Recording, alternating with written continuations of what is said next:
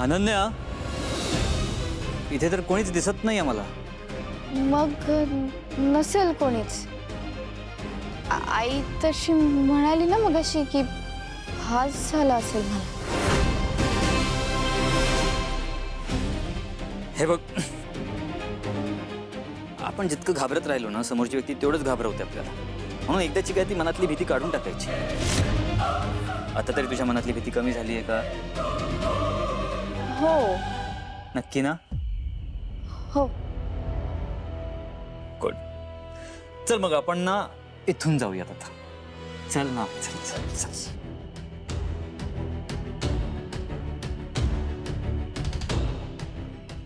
हो बघ कोण आहे. दादा यार, मस्करी करू. मी टेस्ट करत होतो की तुझ्यावर काही फरक पडलाय की नाही. माझा बळी, माझा बळी, माझा बळी. काय चाललंय तुझं? का वागतोयस असा? मी तुला म्हणाले होते की तुझी जागा सोडून तू कुठे जायचं नाहीयेस. तुला माझ्या कार्याचं गांभीर्य कळत नाहीये.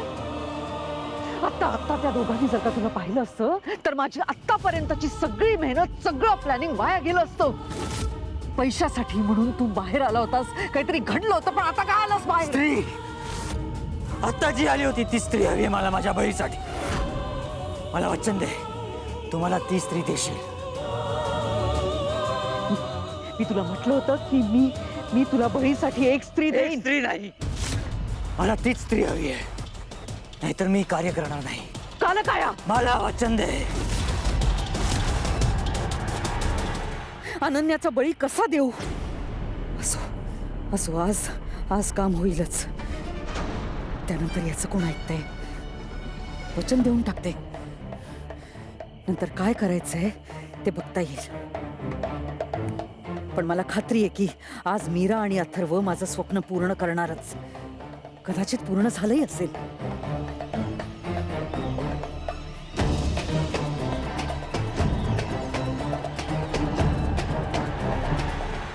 ताई, नियती काहीतरी वेगळं सांगू पाहते. हे सगळे संकेत उगाच आलेले नाहीयेत अगं. कसले संकेत मीरा? ताई अगं, मी आणि वेदाचे पप्पा मगाशी, म्हणजे आम्ही दोघेही जवळ आलो होतो. मी ठरवलं की मंजिरीमुळे, तिच्या भीतीमुळे या युद्धात आपण पराजय स्वीकारायला नको. मी बाळाला जन्म देईन. पण ताई, त्याच वेळेला माझ्या डोळ्यासमोर तीच भीषण भयान अशी गुहा दिसली. आणि त्याच वेळेला अनन्या ताईला काहीतरी विचित्र अनुभव आला. ताई, मी तुला खरंच सांगते, यामागे ना काहीतरी वेगळं आहे. हे संकेत उगाच आलेले नाही आहेत. मीरा, आता तू खूप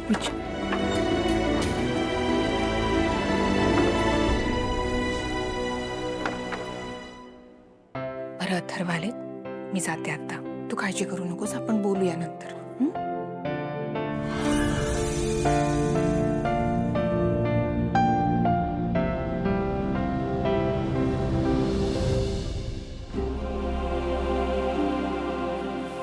शांत झाली अनन्या आता.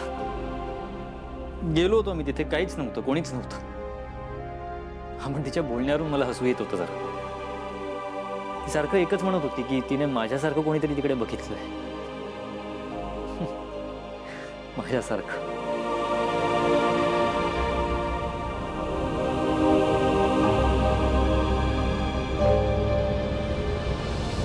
मीरा, मला माहिती आहे जे घडतंय ते जरा सिरियस आहे. कदाचित अनन्या जे म्हणते ते खरंही असेल, कदाचित तिला भास झाला असेल. मीरा, माझं कर्तव्य आहे की माझ्या माणसांच्या मनातून भीती गेली पाहिजे. मी आणि बाबा घरात असताना जर त्यांची ही अवस्था आहे तर अवघड आहे जरा. म्हणून मी या गोष्टी जरा लाईटली घेतो. असो, या सगळ्यात आपला एक चांगला मोमेंट खराब झाला. वेदा उद्या व्हिडिओ कॉल करणारे 8 वाजता. आपण झोपूया लवकर.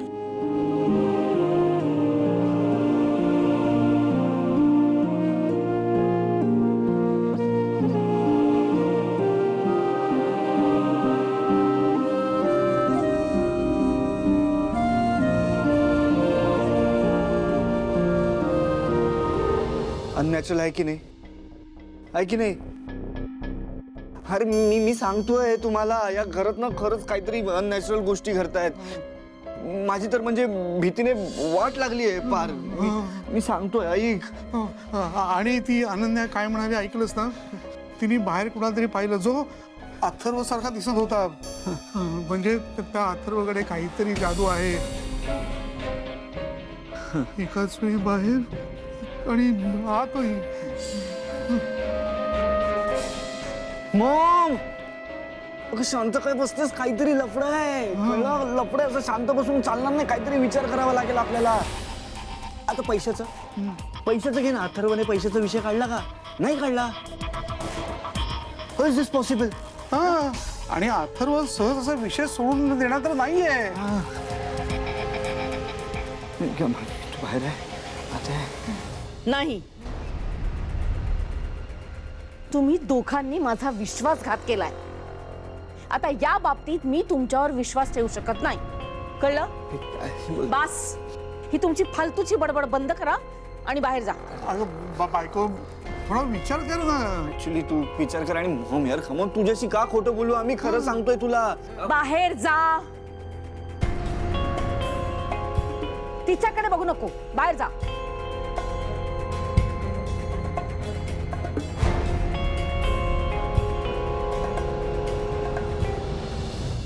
काय म्हणजे काय वाटतं तुम्हाला? आणि म्हणजे ह्यांच्या बोलण्यात काही पॉइंट आहे? काहीतरी पॉइंट नक्की आहे. मी या दोघांनाही व्यवस्थित ओळखते. या अशा बाबतीत ते खोटं बोलणं शक्यच नाही. पण हे असं असं कसं शक्य आहे?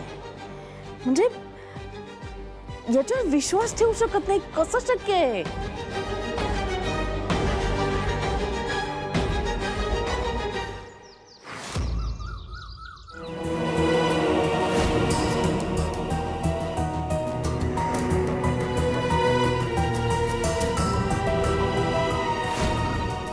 मीराच्या मनात नक्की काय चाललंय काहीच कळत नाही.